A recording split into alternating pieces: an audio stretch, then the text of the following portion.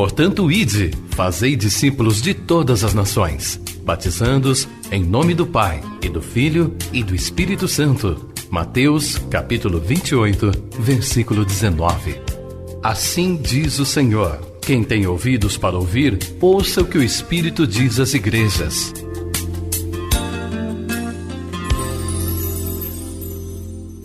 Mateus capítulo 12, versículo de número 38, diz assim: Então, alguns escribas e fariseus replicaram: Mestre, queremos ver de tua parte algum sinal. Ele, porém, respondeu: Uma geração má e adúltera pede um sinal, mas nenhum sinal lhe será dado, senão o do profeta Jonas. Porque assim como esteve Jonas 3 dias e 3 noites no ventre do grande peixe, assim o Filho do Homem estará 3 dias e 3 noites no coração da terra. Ninivitas se levantarão no juízo com esta geração e a condenarão, porque se arrependeram com a pregação de Jonas. E eis aqui está quem é maior do que Jonas. Amém. Até o versículo de número 41. Nesta leitura curta, nós queremos analisar, convidar os irmãos para meditarmos sobre este sinal que Jesus disse que estava dando para aquela geração da época dele, que ele chamou de má e adúltera. Eles pediram um sinal. Lucas disse que o sinal que eles pediram, eles queriam um sinal do céu. Que sinal do céu o Senhor nos mostra para a gente acreditar que tu és o Filho de Deus? Ele disse: olha, uma geração desse tipo, má, adúltera, me pede um sinal, mas eu não vou dar nenhum sinal. O único sinal que vocês terão é o que vocês já sabem, é do profeta Jonas. Ele disse: como ele esteve 3 dias e 3 noites no ventre do grande peixe, vocês vão ver que o Filho do Homem vai estar 3 dias e 3 noites no centro da terra. Muito bem, todos nós conhecemos a história de Jonas, que ele fugiu, que ele foi engolido por um peixe, mas é interessante que o livro de Jonas, ele diz que Jonas, quando fugiu, ele fugiu para longe da presença do Senhor. Olha, não é isso que a gente pensa no primeiro momento. A gente pensa que Jonas fugiu porque ele não queria pregar a palavra do arrependimento para os moradores de Nínive. O livro é claro, diz: veio a minha palavra do Senhor e disse: dispõe-te, ou seja, fique disponível para que você vá a Nínive e pregue a palavra de Deus lá. Diz para eles se arrependerem, senão eles vão perecer. Nínive é Síria, e Síria é inimigo do povo de Deus. Jonas queria mais que esse povo morresse. Não queria a conversão deles. Eles já tinham muito ódio um do outro. E Deus mandou ele pregar lá. O versículo de número 3 diz que Jonas se dispôs, ficou disponível, mas não para pregar, mas para fugir. Ele tinha disposição não para obedecer, mas para fugir. E foi no lado oposto. Para onde Deus tinha mandado Nínive não tinha mar. Era a terra. Era estrada de terra, de montanhas. E ele foi para um lugar que tinha navio. E o texto no versículo 3 diz assim: fugiu para Tarsis, para ir para Tarsis, para longe da presença do Senhor. E Jesus disse que a vida de Jonas é um sinal. Olha, Jonas é uma parábola viva, ele é um sinal vivo. Se você olhar para a vida de Jonas, você vai fazer uma leitura do que Deus mandou ele fazer e o que ele fez, o que aconteceu com ele. E os ninivitas se levantarão no juízo. Olha para onde Jesus vai, lá para o juízo final. E lá no juízo final, quando alguém disser assim: olha, não foi possível se converter, se arrepender, os ninivitas vão se levantar e vão falar: foi sim, nós ouvimos Jonas e nos arrependemos e nos convertemos. E o Senhor nos perdoou. Eles serão testemunhas lá no juízo. E aí Jesus fala para as gerações que virão após ele. Ele falou, e vocês serão acusados também pela geração dos ninivitas, porque quem está aqui é bem maior do que Jonas. Se teve alguém que se converteu e se livrou do juízo final, porque ouviu a mensagem de Jonas, que pregou uma única vez, passando pelas ruas, e jejuou e se arrependeu, e Jesus estava insistindo com essa nação, ele falou, então os ninivitas se levantarão no juízo. Vamos observar o foco que Jesus dá à pessoa de Jonas. Jonas foi considerado alguém que estava fugindo para longe do Senhor quando ele se recusou a obedecer a palavra de Deus. Ele tinha os motivos pessoais dele, mas ele era profeta de Deus e como servo de Deus ele tinha esse dever. Para os irmãos entenderem como isso nos alcança hoje. Estamos estudando a história de alguém que viveu muito tempo antes de Jesus, mas que Jesus diz que eles vão se levantar no juízo como testemunhas de acusação e as condenarão, diz, testemunha de condenação. Porque eles se arrependeram só de ouvir o profeta Jonas.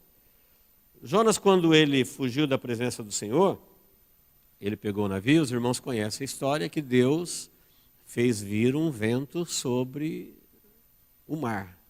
E o navio começou a enfrentar uma grande tempestade, ele estava a ponto a se despedaçar. Quando o navio estava para se despedaçar, no versículo 5, diz que os marinheiros, cheios de medo, cada um começou a clamar ao seu Deus. Cada um lá tinha um Deus. E nessa de cada um clamar o seu Deus, o mestre do navio, ele acha Jonas dormindo. No versículo de número 6, chega o mestre do navio e diz, que passa contigo? Agarrado ao teu sono?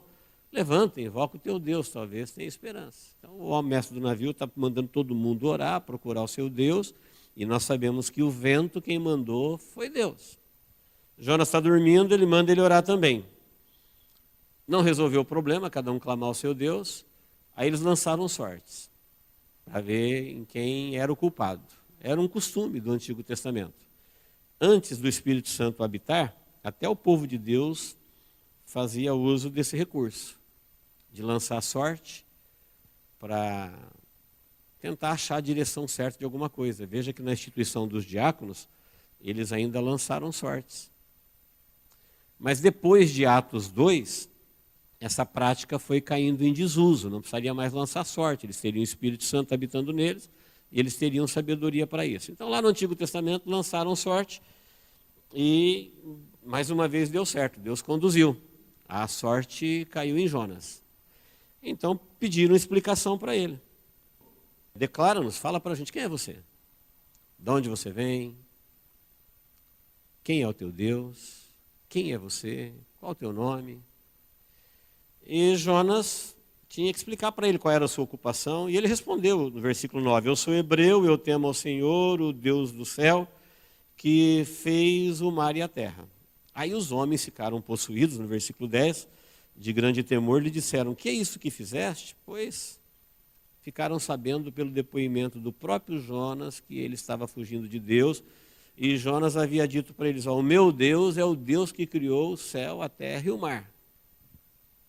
E agora, o que a gente faz com você? Ele falou, olha, lançai-me ao mar e o mar, a tempestade vai passar. Embora a gente ouve isso desde criança, mas perceba o grau de confiança em cada detalhe daquilo que é narrado. Primeiro, quando veio a tempestade violenta, ele não teve dúvida, falou, é Deus. É Deus que está fazendo isso comigo. Mas todo mundo ali vai perecer. É muita gente, é um navio. Tem carga, tem seres humanos. Ele não podia resolver isso, ele estava dormindo. Quando a sorte o revela, e o homem fala quem é você, ele não mente, ele fala a verdade. Ele fala, não, eu sou hebreu, eu temo ao Deus Criador e a tempestade é por minha causa. O que a gente faz? Ele disse, levantai-me e lançai-me ao mar, e o mar, a tempestade passa. Ele não disse talvez. Então veja que Jonas não era um homicida, ele não queria que ninguém morresse por causa dele. Ele também não era um suicida, ele não pulou no mar. Ele não disse assim, eu não consigo conviver com isso, um monte de gente vai morrer, então eu vou tirar minha vida. E pulou no mar. Ele falou, não, vocês me jogam no mar. Por que ele não pulou? Porque ele não era um suicida. E por que ele mandou jogar ele? Porque ele também não era um homicida, ele não queria matá-los. Qual foi a solução? Ele falou, vocês me jogam, eu sou o culpado, vocês estão desobrigados da minha vida e eu estou desobrigado da minha própria vida. A culpa é minha, é a única forma. Eles não gostaram da ideia e tentaram na remada. E vamos remar e começaram a lutar e Deus aumentou o vento.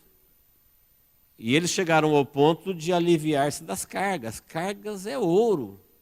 Cargas é caríssimo, era a razão da viagem. É o comércio, é a sobrevivência. Eles não queriam fazer isso. Mas eles chegaram ao ponto de jogar as cargas no mar. Imagine sacarias de grãos sendo jogadas no mar por causa de Jonas, para não jogá-lo.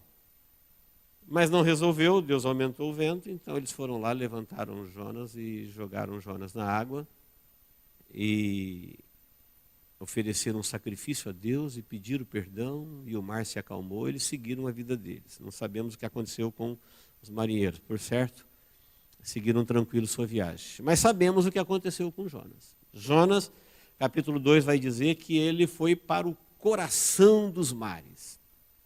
Veja que Jesus usa o mesmo exemplo para dizer, o Filho do Homem vai estar no coração da terra, por 3 dias e 3 noites. E Jonas foi para o coração dos mares, porque Deus preparou um grande peixe, e o grande peixe o engoliu, e você pode imaginar um homem vivo no estômago de um peixe, no mais profundo do mar, no zigue-zague, nadando. E isso não foi 3 minutos nem 3 horas. Isso não foi um pesadelo que ele acordou daqui a pouco, isso foi 3 dias e 3 noites. Se ele queria se esconder de Deus, ele é o homem mais escondido da face da terra, porque ninguém acharia ele no ventre de um peixe no fundo do mar, ele está escondido.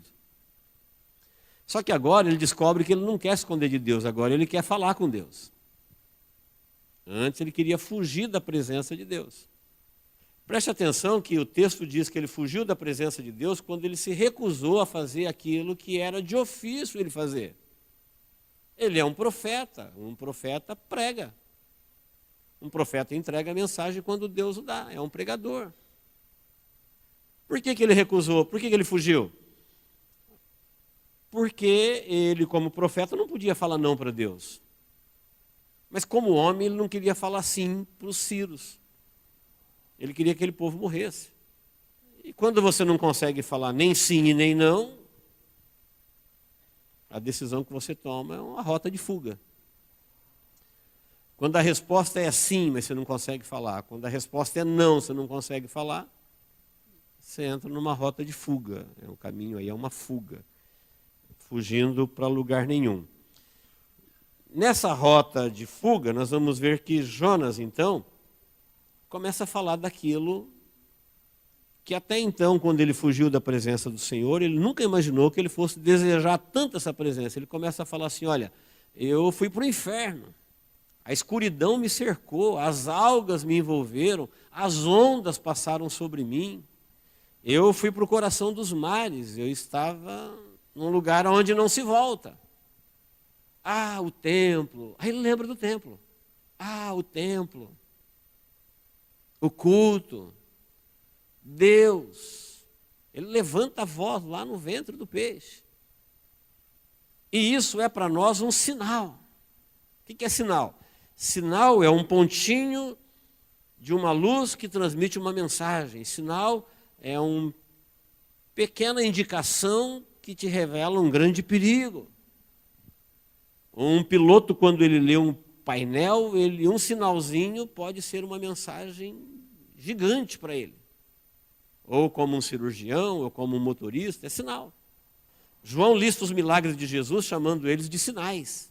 Quando ele operou o milagre da água em vinho, João disse, esse foi o primeiro dos sinais. Quando ele ressuscitou os mortos, falou, este é o sinal de que ele é a ressurreição e a vida, era sinal. Aquele Lázaro, conhecido morto e agora conhecido vivo, é um sinal para a humanidade, o que é que Deus faz com o morto que é dele. Lázaro era o morto dele. Desde que Maria falou, Lázaro vai morrer, ele falou, tá bom, eu vou curá-lo. Mas ele chegou depois da morte, mas ele já era um morto dele. Diferente de qualquer um outro. O mensageiro falou que ele ia morrer e Jesus falou, tá bom, eu vou lá para curá-lo. Então, queridos, observe que quando nós chegamos no capítulo 2, você vai ver que Jonas agora, num primeiro momento, por um motivo pessoal, de ofício, ele é de Deus, ele não quer, e agora ele vai para outro canto e ele foge da presença de Deus. Fugiu da presença de Deus, olha o que aconteceu. A maré virou, o vento soprou forte, a sua vida afundou, e ele agora descobre que o único lugar que ele nunca deveria ter ido era para longe de Deus. Tomou a direção errada. Se nós olharmos para Marcos 16, 14 a 18, nós estamos na mesma condição de Jonas, nós hoje. Veja que Jesus, ele morreu, ressuscitou, muita gente acreditava que ele ressuscitou, outros não. Será que os discípulos roubaram o corpo? Mas ele apareceu para 2, depois ele apareceu para mais gente, depois ele apareceu para alguém pescando. Por último, aqui onde eu falei Marcos 16, 14, ele aparece para os 11. Então ele apareceu para todos. Estavam os 11 reunidos, só não estava Judas. Judas já seguiu o seu caminho, ele vai seguir o caminho do suicídio, ele se arrebenta. Mas Jesus aparece para os 11 e ele censura a incredulidade deles. E disse, no reino dos céus é proibido, censura é proibido, censurado. Ele está dizendo, ó, no reino dos céus, fala para os 11, é proibido não crer. Nós somos livres para tudo. Mas teve algumas coisas que Jesus censurou. Ele falou, é proibido não crer.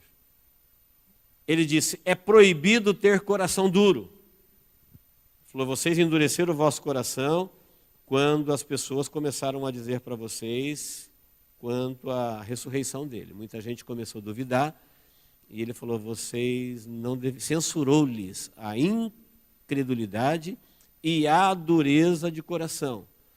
E deu-lhes uma ordem direta, vocês vão pregar o evangelho a toda criatura. Nós somos cristãos, fomos salvos, fomos regenerados, recebemos o Espírito, somos igreja, ficamos maravilhados quando pensamos na missão e na honra da igreja, porém, como igreja, nós estamos na condição de Jonas. Não é opcional o ID, é uma ordem, é um dever, é uma missão. É o que um profeta do Antigo Testamento fazia, pregar. O que um cristão faz? Qual que é o dever de um cristão? Ele tem deveres e direitos. Os direitos são grandes e insondáveis e eternos. Quando a gente fala das glórias que a igreja arrebatada vai ter, todo mundo fica maravilhado. E é para ficar mesmo. Mas quando a gente pensa, quais são os nossos deveres? Esse foi um dado direto por Jesus. Vocês precisam pregar o evangelho. E quando Jesus diz, eu vou dar um sinal para vocês, e o sinal que eu vou dar para vocês é Jonas, ele está dizendo, olha, Jonas passou pelo que passou, porque ele não quis cumprir com o seu dever. Por que ele foi parar lá no profundo do coração dos mares? Lá no inferno, na escuridão. Foi Deus que ficou zangado com ele? Não, ele fugiu da presença do Senhor. Se Deus quisesse matá-lo, era só deixar ele seguir o seu caminho. Fora da presença do Senhor, a primeira coisa que a pessoa perde é o direito de viver. Questão de tempo. A disciplina aqui de preparar um grande peixe e trazê-lo de volta é exatamente porque Deus não queria perdê-lo. Deus queria que ele aprendesse a lição. Tanto é que ele vai voltar no mesmo lugar que ele partiu, e daí um tempo vai vir a mesma palavra para ele pela segunda vez, e agora ele vai pregar, e Nínive vai se arrepender, e como eu disse, ele não queria pregar porque ele não gostava daquele povo, ele vai ficar triste, depressivo, e vai pedir a morte, porque ele não queria ver aquele povo perdoado. E Deus faz crescer uma planta, protege ele do sol, ele fica feliz porque ele está numa cabana de longe, olhando o que vai acontecer com Nínive. Ele falou 40 dias ela será subvertida. Deus 40 dias, Nínive ficou inteira porque o povo se arrependeu com jejum, vestiram-se de saco e clamaram ao Senhor, então não teve destruição. E aí Deus manda um bicho picar a planta que estava protegendo ele, e ele chora. Deus pergunta para ele: é razoável a tua raiva, a tua ira? Primeira vez que Deus perguntou, ele não respondeu. Quando Deus mandou o bicho que feriu a planta, que protegia ele do sol e secou, ele falou: é razoável a minha ira até a morte, quero morrer. Aí Deus disse para ele: você está pedindo a morte porque você perdeu uma planta que você não fez crescer? Que nasceu num dia e morreu no outro? Não foi você que plantou? Não foi você que fez crescer? E eu não deveria ter misericórdia dos ninivitas, que são 120 mil habitantes, e ainda animais? Deus se lembrou dos animais. E ainda muitos animais? Vamos pegar esse sinal de Jonas, que é o que Jesus está falando para nós hoje. Para os povos que irão a juízo. Ele está dizendo: olha bem para a vida de Jonas e você vai ver o que acontece com um profeta ou com alguém que é de Deus e resolve se apartar do Senhor. Ele se esquece do seu dever. Aí eu li um texto que Jesus está falando para nós, para a geração depois da ressurreição, que ele está dizendo: olha, no reino dos céus é proibido não crer. Censurou-lhes a incredulidade. Então, quando Jesus diz assim, olha, no juízo eles se levantarão, ele está dizendo: acredita nisso. Vai chegar o dia do juízo e vai ter gente que vai se levantar para condenar. Por quê? Porque eles fizeram o que muitos não conseguiram fazer, que todos tinham o dever. Alguém vai dizer assim: não, mas não tinha como. Não tinha como? Então vamos ver. Quem se converteu naquela geração? Aí aparece. Vou dar um exemplo mais claro. Imagine que alguém diz assim: hoje em dia, tempo moderno, não tem como servir ao Senhor no tempo da ciência multiplicada, porque o mundo, porque isso. Tá bom, é a defesa sua em juízo. Aí vai se levantar alguém lá que creu e foi fiel e acreditou. Fala: não, tinha sim. Tinha como sim. Vamos imaginar que a geração do tempo de Jonas se levanta e fala: nós morávamos na Síria. Ou nós morávamos em Israel, não tinha como a gente ser fiel a Deus. Vai levantar alguém lá, como Jesus disse: olha, a rainha do sul, ela vai se levantar no juízo, ela veio de longe para ouvir a sabedoria de Salomão e se converteu. E teve gente lá em Israel que não se converteu. Ela falou: ela vos condenará. Eu poderia pegar outros textos. Apenas mais um, em João 5, Jesus, discutindo com os religiosos, falou assim: olha, não sou eu que vou condená-los, quem vai condenar vocês é Moisés. Moisés era o grande padroeiro deles, era o grande santo deles. Falou: não sou eu não, quem vai condenar vocês é Moisés. Vocês não dizem que creem em Moisés? Moisés me foi fiel. Moisés vai se levantar no juízo e vai dizer: eu não fiz isso não. Eu não fui como vocês. Jesus disse: ele me foi fiel em toda a sua casa. Ele está dizendo a mesma coisa. Não tem gente que crê em Maria? Maria vai se levantar no juízo e vai dizer: eu não fiz isso não. Maria foi fiel e serva de Deus e exemplo e foi salva. O que vocês fizeram com ela, quem vai condenar é ela. Ela vai se levantar no juízo. Então, queridos, quando a gente diz que precisamos ler um sinal, Jesus está dizendo: eu não vou ficar falando para vocês sinal do céu, vocês vão ter o maior sinal. O único que vocês vão ter é igual ao do Jonas. Jonas não ficou 3 dias, 3 noites lá, vocês vão ver o Filho do Homem 3 dias, 3 noites. Nós sabemos disso, somos testemunha disso, acreditamos nisso. E quando ele apareceu aos discípulos pela última vez antes de se despedir, ele falou assim: olha, no reino dos céus está censurado a incredulidade. Nós temos que crer. Temos que desenvolver a fé. A incredulidade bane uma pessoa. Tanto é que ele diz: olha, quem não crer já está condenado. Pode ser a pessoa mais maravilhosa do mundo. Se ela não crê em Jesus, na sua palavra, na sua profecia, nas suas predições, ela já está condenada. Por que ela já está condenada? Porque ela não crê no unigênito de Deus. É o único meio que Deus deu para salvar, iluminar e guiar as pessoas à salvação. Ela não crê em Jesus, não tem o que fazer. Tanto é que o texto diz, já está, não diz será. Quando que ela foi condenada? No dia que ela não creu.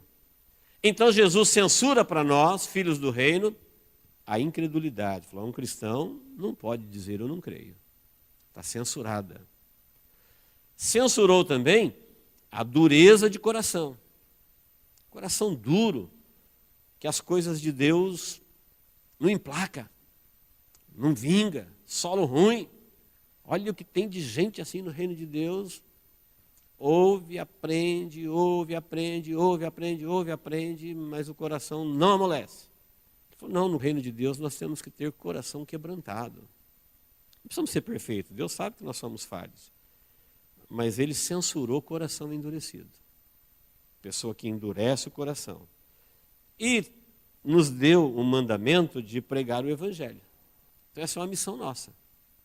Nós precisamos ir embora hoje com essas 3 coisas decoradas no nosso coração. Falar, no reino dos céus, da onde eu sou, é proibido não crer. Um cristão não pode não crer, é da natureza dele crer. No reino dos céus, Jesus deu uma ordem direta que nós não podemos ser duros de coração. Igual que ele deu para Jonas. E quando fala que Jonas fugiu da presença de Deus, não foi que ele falou para Deus, Deus, eu não quero mais, eu não vou te servir. Não, ele só não obedeceu. E o texto diz, ele fugiu da presença de Deus. Sabe quando Adão fugiu da presença de Deus? Quando ele desobedeceu. Fugir da presença de Deus é não obedecer uma ordem direta. Vou dar um aviso para vocês, vou dar um sinal. Vou dar o sinal de Jonas, e o mesmo sinal de Jonas, vocês vão ver o Filho do Homem, e aqui está quem é muito maior do que Jonas, quem é muito maior que Salomão. Então, queridos, eu quero encerrar lembrando que Paulo, em Romanos 10:13, ele falou assim, aquele que invocar o nome do Senhor será salvo. Mas como é que eles vão invocar se eles não ouviram? Como é que eles vão crer se eles não ouviram? Como é que eles ouvirão se alguém não for enviado? Como crerão se não ouvirem? Como ouvirão se não tem quem fala? E como vão falar se não tem quem envia? É verdade. Para a gente cumprir esse ID, é preciso que se pregue o Evangelho. E para se pregar o Evangelho, é preciso que se fale, para se falar é preciso que envie, para que se envie é preciso que se pague. Como é que a gente vai fazer isso? A gente vai dizer, não dá. Não dá, hoje em dia não dá. Bom, alguém vai fazer. Rindo ou chorando, a obra de Deus vai ser feita, e as pessoas farão. Esses que farão, eles são sinais para os outros que não fizeram. Então, por exemplo, alguém vai dizer assim, nos últimos dias a vida era muito corrida, não dava para adorar a Deus. Não dava? Não. Aí no juízo se levanta aqueles que adoraram. Por que para eles deu? Como é que eles conseguiram? Se eles moravam na mesma cidade que a gente, se eles estavam debaixo da mesma lei, mesmo problema, quando estava frio para um, estava frio para o outro, quando estava calor para um, estava calor para o outro. Mas lá no outro país era mais difícil, lá não deu. E se levantar alguém lá e falar, deu sim. Aqui não tinha recurso. Alguém vai falar, não tinha sim. Ficarão indesculpáveis. A fidelidade, preste bem atenção, a fidelidade do cristão a Deus, ela é um sinal, ela é um aviso para que os outros percebam que eles correm o risco de ir a juízo. Jonas passando no meio daquelas ruas, dizendo, olha, 40 dias. Ele não ficou lá fazendo discipulado com ninguém, não. 40 dias e Nínive deixará de existir. Quem é esse cara aí? Profeta de Israel, profeta de Jeová. Quando ficaram sabendo que era Jonas, foi lei na cidade. Todo mundo, ninguém come, ninguém bebe, nem os animais, jejum absoluto, vamos pedir perdão a Deus para que Ele tenha misericórdia da nossa vida. Se alguém dissesse, não tem como, os ninivitas, no dia do juízo, vai dizer, não tinha sim, nós fizemos. Os dias são difíceis? São difíceis, mas o Espírito Santo prometeu estar com os fiéis. E aqueles que estão comprometidos com a palavra de Deus, com seus deveres, com o ID, eles são sinais vivos, parábolas vivas, para quem vive à sua volta, que diz que não dá, que diz que não tem como, que diz que não é possível. Como que os outros conseguem? Como que o evangelho está sendo pregado? Como que a igreja chegou até aqui? É porque tem como. Jesus não disse que seria fácil. Ele não disse que isso seria tranquilo. Aliás, ele avisou que seria com aflição, que seria com dificuldade. E o aviso que ele está dando, ele usa o próprio exemplo dele. Ele está ali pregando o evangelho, está sofrendo a mais dura rejeição, ele vai sofrer a mais trágica morte, ele é o único que não precisaria sofrer, e ele não está pedindo para Deus vida fácil. Ele não está falando para Deus, desse jeito não dá, esse povo tem que morrer, ele está indo até o fim. Ele é o exemplo. E quando ele vê gente que não quer se afinar, está olhando para fiéis, eles estão olhando para Jesus, e estão procurando motivos para descrer e fundamentar a sua descrença, e ainda pede, me mostra um sinal do céu. Ele falou, olha, o sinal está diante dos olhos de vocês. Ó. É só querer ver. Vocês sabem que os ninivitas fizeram para se converter ouvindo Jonas. Vocês sabem que a rainha do sul fez para procurar resposta de onde ela veio. Ele falou, e vocês estão tendo uma oportunidade muito maior do que eles. No reino dos céus, a gente crê. No reino dos céus, a gente não tem coração endurecido. No reino dos céus, a gente obedece. Essa é a nossa missão. Então, a nossa missão de vida, aqui nessa vida, ela pode ser uma. Mas, quando o assunto é Deus, que a gente está falando de vida eterna, a nossa principal missão é cumprir com o ensinamento de Jesus, com o nosso dever.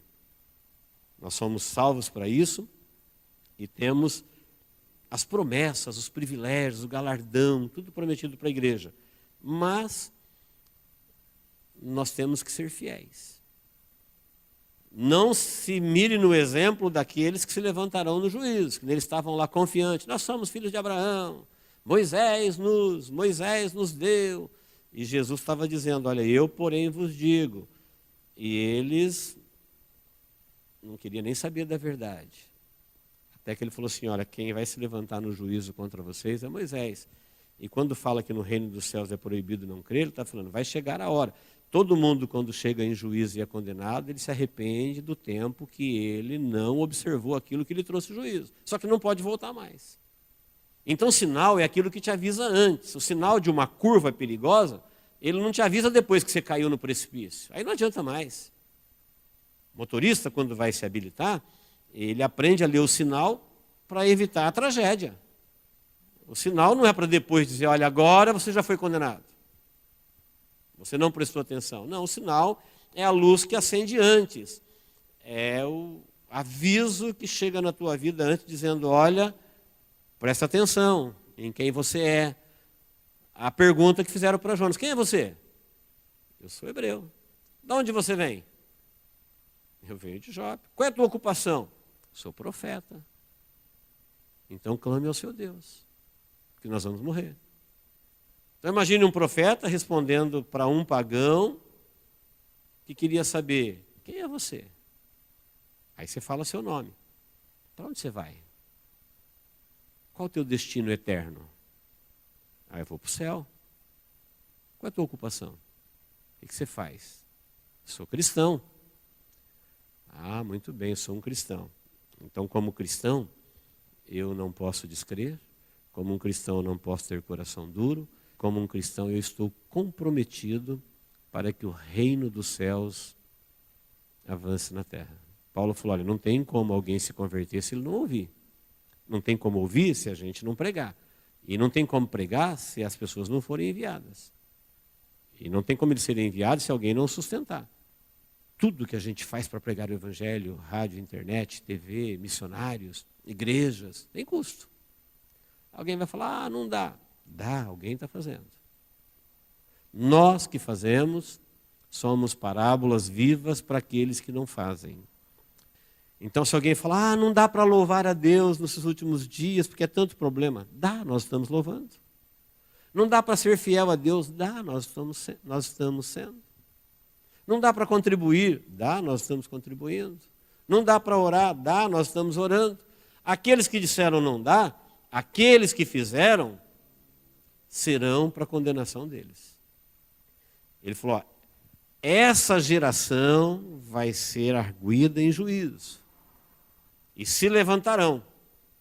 Alguém vai falar assim, olha, eu não aceitei Jesus porque eu tinha Moisés. Moisés vai se levantar e dizer, eu não. Eu tinha Jesus. Nunca falei para vocês seguir Moisés. A mesma coisa é a rainha, a mesma coisa é um simples morador de Nínive. Você já pensou? Um judeu, filho de Abraão, sendo condenado em juízo por um morador de Nínive. Não querendo menosprezar. Mas esse povo, disse o próprio Deus, eles não sabem nem onde está a mão direita e a mão esquerda. É gente que não sabe nada de Deus. Como é que um judeu que lê a lei desde os 12 anos de idade, que sabe tudo de Jeová, se rebela contra ele, se esquece do seu ofício, da sua missão, a ponto de um morador de Nínive levantar em juízo e falar, eu ouvi de Jeová e acreditei nele e fui salvo. E Jesus disse, você não pode descrer, isso é um sinal. Ele falou, vou dar um sinal para vocês. Lembra de Jonas? Então, eu sou maior do que Jonas. Faz uma leitura do que Jonas viveu, de quando ele fugiu do seu compromisso, o que aconteceu, aí ele voltou, ele cumpriu o compromisso, a cidade não foi destruída. Ele falou, muito bem, está aqui quem é maior do que Jonas. Amém, queridos? Deus nos abençoe em Cristo Jesus. Amém? Vamos orar. Glória a Deus. Vamos falar com Deus. Eu te convido a se posicionar diante do Senhor.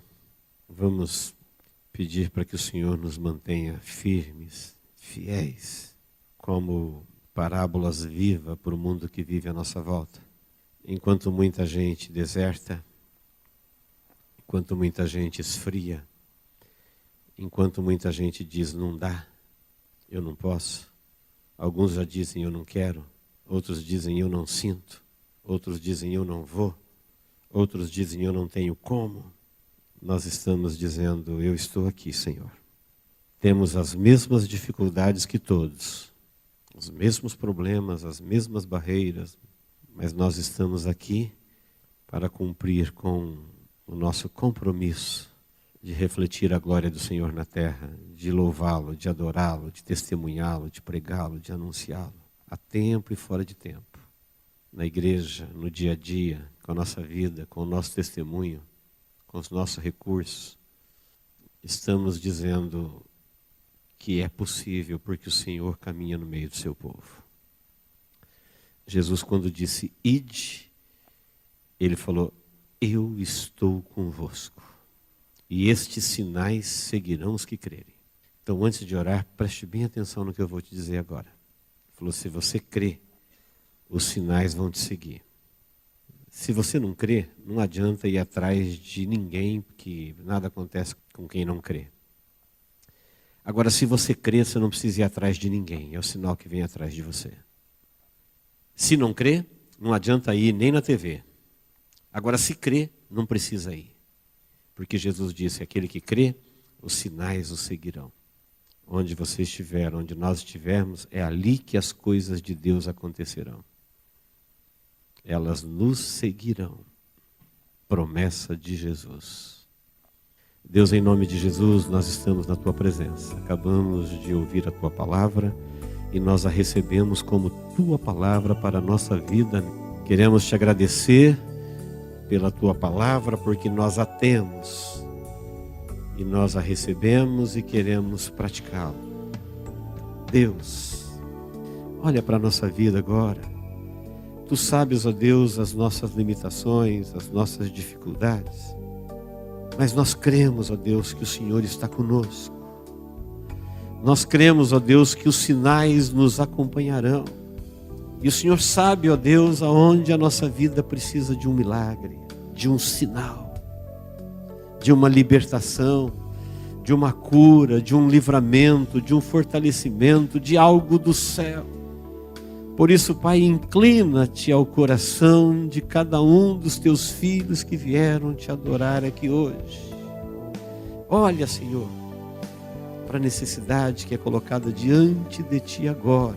E conforme a tua palavra diz que os sinais nos seguirão, permito a Deus que a tua bênção aconteça lá no coração desta pessoa, onde ela estiver. Onde ela estiver testemunhando, onde ela estiver, ó Deus, refletindo a tua glória, onde ela estiver, ó Deus, louvando, congregando, te amando, servindo, contribuindo, fazendo, ó Deus, aquilo que o Senhor nos ordenou a fazer. Permita, ó Deus, que ali os teus sinais se manifestem, para que o teu nome seja glorificado. Deus, nós queremos, em nome de Jesus, mais uma vez te pedir da tua graça, do teu poder na nossa vida, para cumprirmos, ó Deus, com o nosso dever enquanto vivermos na face da terra. Obrigado, ó Deus, por tão grande oportunidade. Obrigado, ó Deus, por tão grande honra de nos chamar, ó Deus, para o teu serviço, para o teu trabalho que o Senhor está fazendo para toda a eternidade. Em nome de Jesus nós oramos, ó Deus, e por tudo te agradecemos. Amém. Diga comigo: Deus, hoje, em nome de Jesus, eu te peço, me ajude, Senhor, a viver, a cumprir o teu propósito para a minha vida na face da terra. Em nome de Jesus, eu oro. Amém. Tome posse em nome de Jesus. Glória a Deus.